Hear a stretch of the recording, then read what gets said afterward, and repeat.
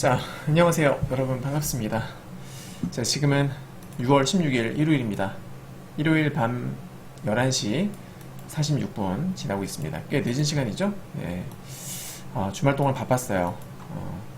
그동안에 집안일 미뤘던 것도 좀 하고 이것저것 스케줄이 있어가지고 좀 바빠서 다 처리한 다음에 씻고 그리고 이제 컴퓨터 앞에 앉았더니 23시 46분이 됐네요. 네. 자, 브리핑 한번 진행을 해볼 거고요. 금요일자를 제가 못 올려드렸어요. 그래서 오늘 말씀드릴 내용들은 이제 금요일 국내 증시 그리고 금요일 미국 증시, 그죠? 이것을 중심으로 말씀을 드릴 겁니다. 자, 우선 금요일날 우리 국내 증시 혼조세를 보였죠. 코스피 지수는 강보합으로 마감을 했고요. 코스닥 지수는 무려 1%나 급락을 했는데 그 중에 코스닥 150 지수가 1.3% 급락을 했습니다. 즉 코스닥 150 우량주들, 시가총액이 좀 큰 애들, 그런 애들이 지수를 끌어내렸구나 이렇게 볼 수가 있겠고, 하락 종목도 딱 봐도 많죠. 상승한 종목보다 하락한 종목이 많았어요. 사실 꾸준히 제 영상 보셨다 아시겠지만은 지수가 오를 때에도 상승 종목보다 하락 종목이 많았습니다. 이건 요즘에 미국 증시랑 한국 증시에서 공통적으로 나타나는 특징인데, 즉 시총 상위 종목들 중심으로만 조금만 올라가고 중소형주들은 계속 밀리는 지금 그런 장세가 미국이나 우리나라에서 지금 나타나고 있는 거예요. 예, 그러니까 지수가 올라도 사실 종목들의 대부분을 차지하는 중소형주들은 빠진다 보니까 상승 종목보다 하락 종목이 많아지는. 예, 그러니까 제가 며칠째 저는 이거 매일 체크를 하는데 며칠째 계속 하락 종목들이 대부분 많았어요. 상승 종목이 압도적으로 많았을 때는 별로 기억이 나지 않습니다. 네. 그래서 시장 분위기가 참, 사실 이렇게 되면 개인 투자자들이 재미가 없어요. 체감 지수가 안 좋아지죠. 체감 지수가 좋으려면은 코스닥 같은 경우에는 코스닥 스몰캡 지수라는 게 있어요. 중소형주 중심으로 구성된 지수인데 걔가 좀 올라가야 되거든요. 네, 근데 요즘에는 재미가 없죠.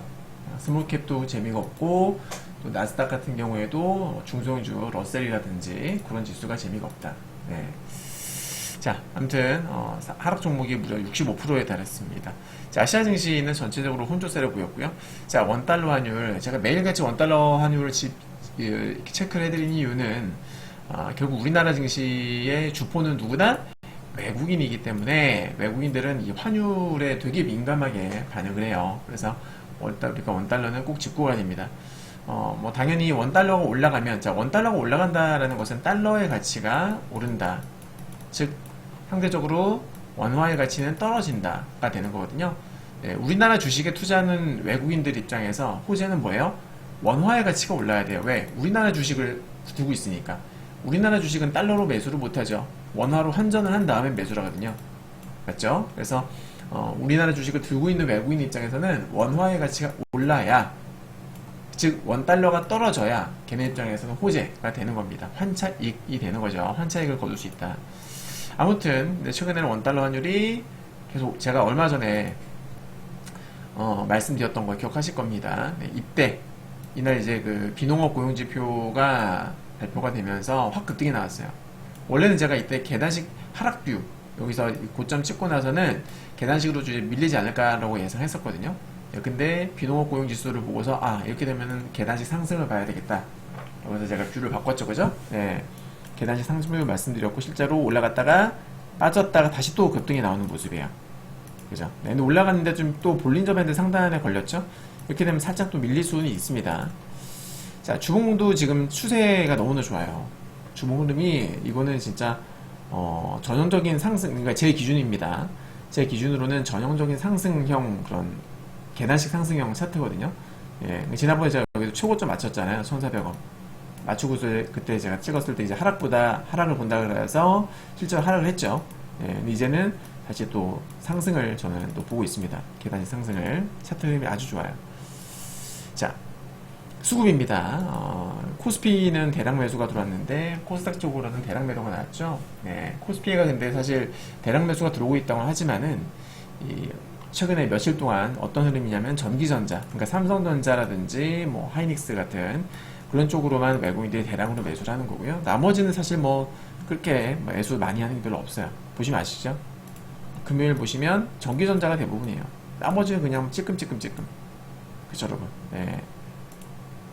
그리고 코스닥의 경우에는 하루종일 대량 매도가 나왔는데 매수를 한 섹터라고 보면은 일반 전기전자, 요거는 에코프로 BM이라고 보시면 돼요. 나머지 뭐 별로 없습니다. 매수한 섹터들이. 네. 자, 이번에 1단위로 볼게요. 네. 보시면 코스피는 이틀 연속으로 전기전자, 운수장비, 얘네들이 이제 주요 섹터로 자리 잡았는데, 말씀드렸다시피 전기전자, 그러니까 삼성전자, 하이닉스 이런 애들이 시가총액 비중이 크잖아요. 그죠? 그러니까 왜 겉으로 봤을 때는 야 코스피 매수세 좋네라고 볼 수 있겠지만은 특정 섹터에만 국한된 수급이기 때문에 사실 큰 의미는 없어요. 단 지수는 올라가겠죠. 왜? 삼전이 올라가면 코스피가 오를 확률이 높아집니다. 그래서 삼전 하이닉스가 올라가면 지수가 오를 확률이 높아지죠. 예, 그러니까 지수 입장에서는 좋죠. 지수 입장에서는 전기전자 쪽으로 대량 매수가 들어오는 건 되게 좋아요. 하지만 코스피 전체적인 어떤 전체적인 섹터 입장에서는 지금 특정 섹터로만 수급이 쏠리고 있기 때문에 수급 양극화 현상이 너무 심하기 때문에 다른 섹터는 재미가 없을 수 있는 그런 상황이 되는 거죠. 네. 자, 코스닥은 한동안 이제 수급이 좋았었는데 정말 오랜만에 대량 매도가 나왔습니다. 이거는 매우 부정적으로 봐야 돼요. 이건 매우 부정적입니다. 네. 자, 밑에 차트를 보시게 되면 요거는 코스닥인데요. 제가 분명히 그러니까 이런 캔들 지수 차트에만 추세가 있는 게 아니에요. 이 수급에도 분명히 추세라는 게 있거든요. 연속성이라는 게 있어요. 수급에는 여러분들 연속성. 왜냐면 여러분이 주포라고 생각을 해보세요. 되게 좋은 종목이 보여요.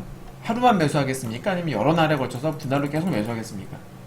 당연히 꾸준히 매수를 하겠죠. 그리고 자금만 있다라면, 자금 사정만 괜찮다라면 꾸준히 그 종목이 오를 때도 사고 떨어질 때도 사고 꾸준히 매수하지 않겠습니까? 그죠? 지수도 마찬가지예요. 외국인 입장에서 지수가 오를 것이라고 판단되면은 점점 매수금도 늘려간다라든지 이런 게 들어온단 말이에요. 반대로 지수를 뺄 예정이에요. 외국인들이. 그러면은 매도 규모가 점점 늘어난단 말이죠. 예. 그래서 이 수급의 추세 파악을 하는 게 되게 중요한데, 제가 지난번에 이때 5월 말에서 6월 초에 이거 바닥 수급이다, 올라간다, 제대로 적중했죠. 급등 나왔잖아요. 그죠 여러분? 네. 근데 이제는 자 보세요. 이제는 어떻게 되고 있어요? 매도 규모가 땅땅땅땅 늘어나고 있고 매수 규모가 줄어드는 모습이죠. 그죠 여러분? 이거 경계해야 됩니다. 네, 매도 규모가 갑자기 늘어나면 좋지 않아요. 자, 여기서 보세요. 매도 규모가 줄어들고 그러다가 갑자기 매도 규모가 팍 늘어나죠? 그리고 매수 규모가 확 줄어들죠? 어떻게 됐어요? 이때부터 해서 지수가 쭉쭉쭉쭉 빠지죠? 맞죠 여러분들? 이런 거예요. 자, 과거에 여기도 보시면 매도 규모가 갑자기 늘죠? 매수 규모가 줄고 매도 규모가 늘죠. 외국인들이 매수가 들어와요. 그러니까 잘 모르시는 분들이 야 매수 들어오는데 괜찮아 하겠지만은 저는 이걸 보고서 이거 위험하다 캐치를 하는 거죠. 어떻게 됐어요? 그 유로 주가가 쭈쭈쭈 밀려버린단 말이죠. 그러니까 지금이 좀 위험하다 그 말입니다. 네. 앞으로 좀 더 지켜봐야 되겠지만 이거 조금 위험한 시그널이 될 수 있다. 조심해야 됩니다. 지금 코스닥. 아셨죠 여러분들? 네. 제가 적어놨어요. 외국인의 매수는 감소하고 매도가 증가하고 있다. 이건 부정적이다. 그렇죠 여러분? 네. 제가 얼마 전에 이것도 미리 예측했던 부분이에요. 6월 12일 날 여러분들 제가 혹시라도 외국인들의 매도 규모가 증가하게 되면 단기 조정이 나올 수 있다 미리 말씀드렸거든요. 그죠? 딱 근데 그러고 나서 이틀 후에 대량 매도가 나왔죠. 네. 부정적인 부분입니다. 자, 이제 코스피인데요. 코스피는 괜찮아요. 코스피는 아까 말씀드렸다시피 삼성전자 쪽으로 지금 워낙 강한 매수가 들어오고 있어가지고 일단 수급상으로는 현재 추세는 나쁘지 않습니다. 코스피는요. 그죠? 수급 추세 양호하다. 자, 이제는 기술적 분석을 해볼 건데, 지금 코스피 같은 경우에는 일봉과 주봉에서 볼린저 밴드 상당히 부딪혔습니다. 일봉과 주봉. 저항대죠. 볼린저 밴드는 저항대입니다. 그래서 탄력이 둔화가 되고 있어요. 따라서 여기에 따른 조정 가능성을 염두에 둬야 되는데, 단 볼린저 밴드에 부딪혔다고 해서 무조건 바로 급락을 하지는 않거든요. 급락하는 경우도 있고 며칠 버티다가 빠지는 경우도 있고 혹은 버티다가 올라가는 경우도 있어요. 케이스 바이 케이스예요. 그래서 일단 2, 3일 정도는 좀 더 지켜보는 게 좋다. 아직까지는 예측이 불가능하다. 다만 여기가 딱 봐도 어떻게 돼요 여러분들? 저항대. 여기. 그러니까 전고점 부분이기도 하고 볼린저 밴드이기도 하고 그 밑에서부터 올라오는 추세 저항선이기도 합니다. 거기다 주봉 볼린저 밴드이기도 한단 말이에요. 그래서 강력한 저항대예요 여기는. 근데 이 강력한 저항대이기 때문에 당연히 빠질 것으로 예상이 되는데, 그럼에도 불구하고 안 빠진다면 긍정적이니까 제가 2, 3일은 좀 더 지켜보자라고 말씀을 드리는 거죠. 네. 다음은 코스닥입니다. 코스닥도 엄청나게 많이 맞췄습니다. 다 적중. 그죠? 적중. 이 지수의 흐름은 제가 꽉 잡고 있어요. 환율도 그렇고. 신이 아닌지라 뭐 100%다 맞추지 못하죠. 제가 적중한다는 거는 뭐 오늘 어디까지 올라갑니다. 내일 올라갑니다. 떨어집니다. 이런 걸 맞추는 게 아니에요. 방향성을 말씀을 드리는 겁니다. 방향성. 자, 보시면은 이제 제가 적어놨어요. 이 보시면은 수급이, 그러니까 코스닥 수급이 악화되면서 장대음봉이 출현했죠. 부정적이라 제가 적어놨습니다. 그래서 이제 시작하는 주에 21선이 깨지면 특히나 더 안 좋을 것 같고요. 월요일 날 만약에 양봉이 나와주면서 21선 지켜준다라면은 그나마 긍정적인데, 월요일 날 증시가 과연 어떻게 될지. 미증시는 소폭 상승을 했는데, 뭐 혼조세로 마감했는데, 글쎄요. 아무튼 지금 코스닥 차트 보시게 되면은 제가 이때도 말씀드렸잖아요. 전고점이고 추세선, 추세 저항선이고 볼린저 밴드이기 때문에 위험할 수 있다, 빠질 수 있다. 근데 딱 빠져버렸어요. 하지만 아직 추세가 무너진 건 아닙니다. 그러니까 지금 크게 보면은 이렇게 수렴 추세가 형성이 되어 있죠. 그죠? 그래서 여기서 만약에 얘가 한 번 더 빠지게 되면은 또 어떻게 돼요? 저번에도 추세선 깨면서 밑으로 한번 빠진 적이 있었었는데 이번에도 빠지게 되면은 역시나 이 빈 공간으로 주가가 더 내려올 수 있다 그 말이에요. 알겠죠? 그러니까 일단은 뭐 빠진다고 해서 무조건 급락을 하는 거 아닙니다. 빠지게 되면은 또 빠졌다가 바로 또 급반등이 나오는 경우도 있으니까 아직은 예측할 수 없어요. 그러니까 월요일날 얘가 21선을 깨는지 마는지 지켜주면 땡큐고 그걸 지켜가야 된다. 근데 설사 지킨다 하더라도 앞서 말씀드렸던 대로 추세가 지금 수급 추세가 너무 안 좋아지고 있기 때문에 제가 봤을 때는 만약에 지켜준다, 지켜주면서 대량 매수가 빵 들어온다 이러면 살아나는 거예요. 다시 매수세가 다시 늘어나는 거기 때문에 살아날 가능성이 좀 높아지는 겁니다. 알겠죠? 근데 만약에 그런 강력한 매수가 없고 매수가 들어온다고 해도 아주 약한 매수세에 그친다면 이거는 오히려 주식 비중을 줄여야 되는 찬스로도 볼 수 있는 겁니다. 알겠죠? 이해되셨죠? 그렇게 저는 보고 있고요. 또 코스닥은 지금 조금 이제 위험해졌어요. 코스닥을 꼭 염두에 두시기 바랍니다. 이제는 이슈를 볼 겁니다. 이제 PPI가 발표가 돼 있었었죠. 생산자 물가 지수입니다. PPI는 CPI가 나온 다음에 보통 PPI가 나오는데 이 두 지표를 가지고서 PC도 어느 정도는 일부 예측이 가능하다. 그러니까 CPI에 들어가는 항목과 PPI에 들어가는 항목, 얘네들이 PC에 들어가기 때문이에요. 그래서 제가 예전부터 말씀드렸잖아요. 이 두 지표에 비해서 PC는 컨센서스 적중률이 매우 높은 편이라고. 그죠? 그래서 이 두 지표가 잘 나왔기 때문에 일단은 PC에 대한 기대감도 커진 상황입니다. 이거는 증시에 되게 긍정적인 상승 모멘텀으로 작용을 할 수가 있습니다. 다만 이번 PPI가 잘 나오긴 했습니다만은 PC에 미치는 영향은 다소 제한적일 것으로 봐요. 그러니까 CPI는 좋은 영향을 미칠 수 있어요. 근데 PPI는 제한적일 것이다. 왜냐면 PPI 항목 중에서 PC에 들어가는 그런 이제 주요 항목들은 펀드 수수료, 병원비, 항공요금 이런 것들이 있는데 이 중에서 이 펀드 수수료가 이거예요. 포트폴리오 서비스 비용. 요게 이제 펀드 수수료거든요. 이건 이제 1.8% 빠지고 항공요금은 4.3% 하락을 했어요. 근데 비중이 더 높게 책정되어 있는 병원비가 1.3% 올랐거든요. 그래서 얘네들이 하락한 거를 어느 정도 상쇄가 될 수 있다 그 말입니다. 하여튼 뭐 근데 PPI가 이렇다 하더라도 CPI가 워낙 잘났기 때문에 PC에 대한 기대감은 여전히 유효하다라고 볼 수가 있는 거예요. 아무튼 이번 PPI에서 컨센서스 하회했었던 주요 원인은 에너지 가격 하락이에요. 무려 전월 대비 4.8%나 하락을 했었다라는 거죠. 긍정적으로 볼 수 있는 겁니다. 잘 나왔어요. 이것에 대해서 이제 찰스 슈왑의 캐시 존스는 이렇게 얘기했습니다. PPI를 분석하면은 에너지는 급락을 했고 그 외 다른 요인은 거의 제로 수준의 물가를 보였다. 인플레이션의 압력은 없어 보인다. 이렇게 얘기를 해줬고 최종 판매뿐만 아니라 모든 단계에서 물가가 하락하면서 파이프라인의 물가 압력이 훨씬 완화되었음을 나타냈다는 것이다. 긍정적으로 코멘트를 했습니다. 판테온의 이 이코노믹스는 또 그렇게 얘기를 했어요. 이코노미스트는 이렇게 얘기했습니다. 5월 PPI 수치는 디스인플레이션이 다시 궤도에 오르고 있다라는 더 많은 증거를 더하고 있다. 좋은 거죠. 9월에 있을 첫 번째 금리 인하를 포함한 올해 여러 번의 인하를 위한 기반을 제공한다. 디스인플레이션 모두가 바라던 거 아닙니까? 자, 근데 이제 미시간대 소비자 심리지수는 컨센서스 하회를 했습니다. 7개월 내 최저기를 기록을 했고요. 3개월 연속으로 내림세요. 이건 부정적이에요. 왜? 여러분, 소비 심리, 그러니까 결국 소비가 둔화되면 어떻게 돼요? 경제가 좋아져요, 안 좋아져요? 안 좋아지죠. 대표님, 경제가 안 좋아져야 금리를 내리는 거잖아요. 호재 아닙니까? 이 부분에 대해서 잠시 후에 다시 말씀드리겠습니다만은, 네, 이 소비자 심리, 지금 소비 심리가 그러니까 현 시점에서 지금부터 뭐 1개월, 2개월, 3개월 전에는 이렇게 안 좋게 나왔으면 긍정적으로 제가 말씀을 드렸을 텐데, 지금 이제 금리 인하는 거의 임박했잖아요. 그죠? 금리 인하가 거의 지금은 사실상 기정사실화 된 거 아닙니까? 맞죠, 여러분들? 네, 근데 이 시점에서의 소비 심리 둔화는 부정적으로 저는 보고 있어요. 잠시 후에 다시 설명드릴게요. 네. 참고로 연준이 금리를 인하하려고 하는 이유가 뭐예요? 경제 과열을 막고, 그죠? 그러니까 아니죠. 다시. 금리를 인하하려고 하는 이유는 경제 침체를 막기 위해서예요. 그러니까 금리를 올렸던 거는 경제가 너무 과열된 거를 좀 식혀주기 위해서 금리를 올렸던 것이고, 이제 금리를 올리게 되면 아무래도 경제가 조금 식죠, 서서히. 그죠? 너무 뜨거웠던 경제가 서서히 식지 않습니까? 근데 식는 것까지 좋은데 이게 침체로 가면 곤란하단 말이에요. 연준이 싫어하죠. 경제 침체를 연준이 싫어합니다. 그래서 적절한 시점에 침체가 되기 전에 적절한 시점에 인하를 해주려고 하는 거예요. 무슨 말인지 알죠? 근데 아직 인하를 안 했잖아. 아직 인하가 임박했는데 인하를 아직 안 했거든요. 여기서 소비가 부러져 버리면 경제는 어떻게 돼요, 여러분들? 경착륙으로 갈 수 있는 거예요. 하드랜딩으로 갈 수 있는 거죠. 소비가 약해진다는 건 부정적 이슈다. 특히나 3개월 연속 내림세였기 때문에. 물론 그래프를 보게 되면 아직 크게 와닿지 않을 수 있어요. 왜냐하면 과거에도 이렇게 했었으니까. 하지만 제가 말씀드렸죠. 이제 금리 인하가 임박했다고. 임박한 시점에서 요거는 그죠? 우리가 좀 주의를 기울여야 된다. 그 말입니다.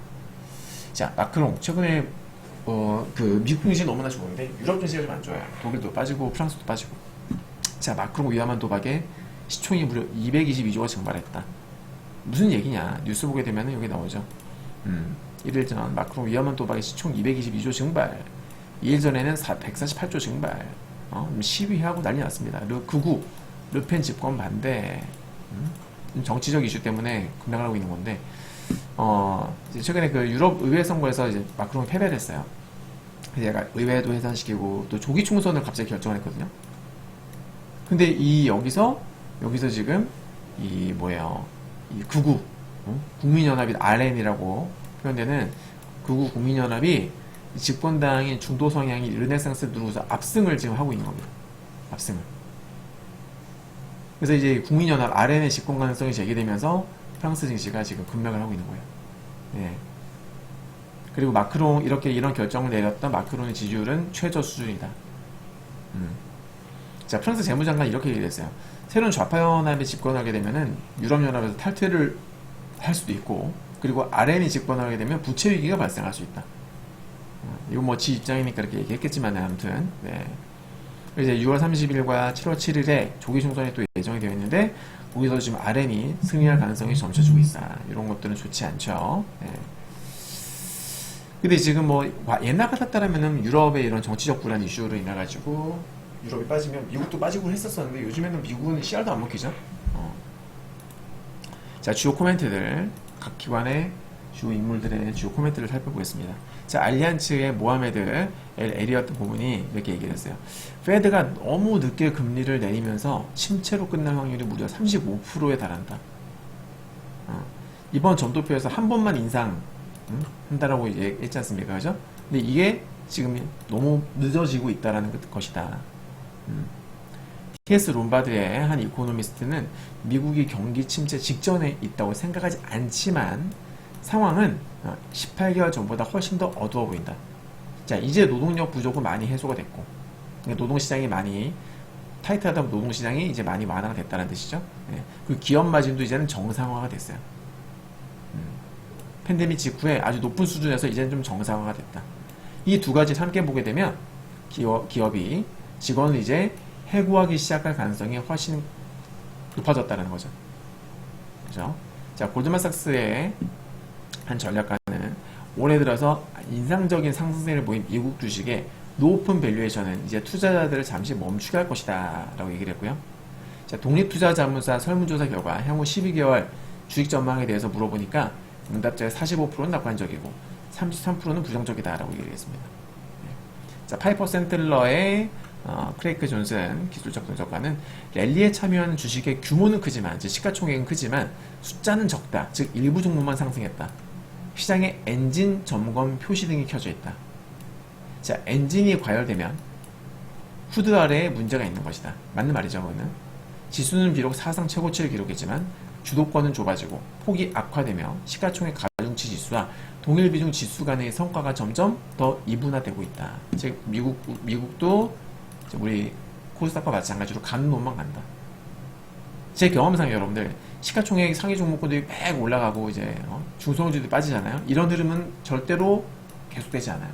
분명히 중간에 한번 급격한 순환매가 나옵니다. 즉 시총 상위 종목도 빠지면서 중소형주들이 갑자기 급등하는 이런 순환매가 분명히 나오게 돼 있어요. 타이밍은 다 다르겠지만 분명히 순환매는 나옵니다. 이거. 네, 이런 흐름이 지속될 수 없어요. 우리나라도 그랬잖아요. 언제? 이때 2023년도 작년에 이때입니다. 이때 에코프로빔 그런 애들만 계속 올라갔었거든요. 그때 2차 전지 관련주들. 갑자기 이제 그때부터 꺾이기 시작을 했었어. 그 당시. 그때 우리 스몰캡 지수 한번 비교해 볼게요. 자, 보세요. 코스닥의 스몰캡과 비교해 보면 이런 차이가 있습니다. 보이십니까? 자, 잘 봐요. 자, 코스닥 지수는 올라가죠. 지수 올라가는데 중소형주들이 급락을 해요. 그죠? 지수는 올라가는데 중소형주가 급락을 합니다. 코스닥 전체의 거의 70% 정도를 차지하는 코스닥 스몰캡이에요. 근데 빠져요. 얘 올라가고, 네. 자, 어떻게 됩니까? 근데 이제 얘네가 에코프로빔이나 에코프로가 급락을 하기 시작하면서 갑자기 중소형주들이 급반등을 하기 시작합니다. 그죠? 네. 물론 이런 흐름이 지속되진 않았지만 그러다 나중에는 같이 빠졌어요. 중소형주는 억울하겠죠. 야, 나는 오른 것도 없는데 씨 하면서. 그래도 그 이후에 강한 반등이 나오긴 했죠, 분명히. 네. 이런 걸 말씀을 드리는 거예요. 지금 이 순환매라는 것은. 자, Fear and Greed 인덱스 지수는 급등이 나왔는데 지금 오히려 Fear and Greed 인덱스는 Fear를 나타내고 있습니다. 아이러니하죠, 그죠? 네. 자, 여기 보시면은 자, 여기 나옵니다. 주식시장에서 여러분들 전체 수익률은 몇몇 큰 상장 기업의 주가 변동에 따라 크게 왜곡될 수 있다. 지금 현상을 나타내는 겁니다. 네. 그죠, 여러분들? 10년물 국채금리 최근에 증시 급등하면서 국채금리 바닥을 쳤어요. 근데 자세히 보시면 여기가 맥점입니다. 자, 여기 저점이죠? 여기 저점이죠? 여기 고점이죠? 그죠? 그리고 쭉 가보면 여기도 지지받았던 자리예요. 그리고 여기 고점입니다. 맥점이죠. 딱 봐도. 그리고 여기 고점과 여기 저점을 이었어요. 이었더니 지금 딱 맞아 떨어집니다. 그러니까 기술적으로 지금 어때요? 반등 한번 나올 수 있는 자리가 되는 거죠. 물론 국채금리가 급등이 나온다고 급반등이 나온다고 해서 뭐 증시가 무조건 급락을 하진 않아요. 하지만 어느 정도의 약간의 연관성은 있기 때문에 참고할 필요가 있는 거죠. 그죠, 여러분들? 네. 아무튼 기술적으로는 단기 과매도권이다. 자, 금리 인하 컨센서스는 여전히 2회입니다. 자, 다음 주에 이번 주 이제 시작하는 주에 예정되어 있는 경제 지표들을 살펴볼 거예요. 대단한 건 없고요. 기본적으로 일단 FOMC가 끝나게 되면은 이런 뭐 연준 위원들의 연설이 계속 있어요. 이런 것들은 무시할게요. 자, 소매 판매 중요합니다. 소매 판매 중요합니다. 제가 아까 말씀드렸었죠. 이제 금리 인하는 기정사실화 됐다, 임박이다 했기 때문에 이제는 경제가 꺾이는지 안 꺾이는지를 봐야 돼요. 만약에 금리 인하를 하기 전에, 금리 인하 하기 전이잖아요. 지금은 하기 전인데 경제가 미리 꺾여버리는 움직임이 나타나게 되면 이거는 악재로 작용할 가능성이 높아져요. 무슨 말인지 알죠? 네, 앞으로는 이제 경제지표 이때까지, 그러니까 기존에 우리가 경제지표들을 바라보던 관점과는 조금 다르게 지켜볼 필요가 있다라고 저는 생각을 합니다. 네. 그리고 금요일에는 이제 또 서비스 구매관리자 지수, 제조업 구매관리자 지수 이런 것도 체크를 해줘야 되겠죠. 네. 자, 매크로 제가 여기 적어놨어요. 자, 소프트 랜딩은 호재예요. 연준이 말하는 게 소프트 랜딩이에요. 악재는 하드 랜딩이 되겠죠. 자, 금리 인하는 기정사실화 됐다. 이제는 경제가 얼마나 나빠지고 있는지에 포커스를 맞추자. 긴축 이후에 최근까지는 이런 메커니즘이 존재했어요. Good is bad, bad is good. 그죠? 근데 이제 이 메커니즘이 앞으로 변하게 될 가능성을 우리가 염두에 둬야 된다, 그 말입니다. 아까 말씀드렸습니다만 미시간대 소비심리 지수는 벌써 3개월 연속 하락을 했고, 얼마 전에 나왔었던 실업률은 무려 4%까지 갔어요. 그리고 저번에 이번 주에 발표됐었던 주간 실업급여 청구 건수가 10개월 내 가장 높은 24만 2천 건이 기록했다. 자, 보세요. 신규 실업 수당 청구 건수는 사실 매주 나오는 거죠. 그래서 우리가 별로 중요하게 생각 안 하고 있는데 추세는 봐야 되거든요. 그래도 추세를 보게 되면 어떻게 됩니까? 이렇게 올라가고 있어요. 이렇게. 맞죠, 여러분들? 이렇게 올라가고 있어요. 안 좋은 거죠. 그죠? 점점 실업자가 늘고 있다는 뜻이 아닙니까? 그러니까 말씀드렸습니다만은 아까도 말씀드렸지만은 지금 경제가 금리 인하하기 전에 경착륙으로 가버리면 큰일 납니다. 정말로 타이밍이라는 게 있잖아요. 금리를 2022년도에 연준이 미친 듯이 빠르게 금리를 올렸던 이유가 뭐예요? 타이밍을 놓쳤기 때문이에요. 물가가 너무 높아지기 전에 미리 올렸었어야 되는 건데 그 타이밍을 놓쳤기 때문에 급격하게 금리를 올리게 됐고 그걸 시장에서는 너무나 부정적으로 받아들인 거죠. 글로벌 대형 악재가 됐던 거죠. 그래서 증시 다 빠졌잖아. 그죠? 그러니까 지금도 이번에 타이밍이 너무 늦게 되면 어떻게 돼요? 금리 인하가 임박했다 하더라도 빠질 수 있어요. 그죠? 하나만 기억하세요. 연준이 금리를 내리려고 하는 것은 경제 침체를 막기 위해서다. 하드랜딩을 피해가기 위해서입니다. 거기에 포커스 맞춰야 됩니다. 알겠죠, 여러분들? 네. 자, 나스닥도 다 맞추고 있습니다. 6월달, 최근에는 6월달 롱뷰도 지금 적중을 한 상태고, 그죠? 네. 그리고 이제 지금은 제가 어떻게 하고 있어요? 숏뷰. 네, 숏뷰를 보고 있죠. 요건 이제 2020 작년도 해외 파생 제 실제 계좌의 확정 수익이 1억 9천이어서 양도세, 그죠? 홈택스에 접수한 겁니다. 양도세 신고 접수한 거 이제 캡처해 놓은 거고요. 자, 봅시다. 적어놨는데 지금 제 기준으로는 이제 일봉과 주봉이 너무 비성과열해요. 제가 숏뷰를 언제 말씀드렸냐면은 6월 13일부터 숏뷰를 말씀드렸거든요. 여러분들 목요일부터죠. 목요일부터 제가 이제 숏뷰 보자. 이때까지는 롱뷰였었는데 제가 이제 숏뷰를 보자라고 말씀을 드렸습니다. 그죠? 여기서부터는 추격 매수 위험하다. 미국 주식으로 수익을 보고 계신 분들은 수익을 서서히 챙기면서 이제 보수적으로 운영해라. 너무 추격 매수 하지 마라. 현 시점부터 슬슬 숏뷰를 우리가 좀 준비를 하자. 이런 의미로 제가 말씀을 드리는 겁니다. 네. 숏뷰라는 게 뭐 음봉이 하나 나옵니다. 뭐 어디까지 빠집니다. 이런 게 그러니까 어디까지 빠지느냐가 중요하죠. 목표가 중요하잖아요. 네, 그런 것들을 우리 유료 정회원님들께만 제가 공개를 한다는 점 말씀드리겠고요. 아무튼 이제 저는 약간의 어떤 전환, 롱뷰에서 이제 숏뷰로 이제 슬슬 전환할 시점이 됐다라고 저는 보고 있는 거예요. 네. 자, 좋습니다. 여기까지 오늘 말씀을 드려보도록 하겠습니다. 네. 한 27분 정도 녹화했네요. 네. 아무튼 이번 주도 글쎄요, 뭐 국장 같은 경우에는 되게 중요한 시점 같은데 미국도 마찬가지고 이번 주 큰 변동성 없이 좀 무사히 잘 지나갔으면 하는 바람입니다.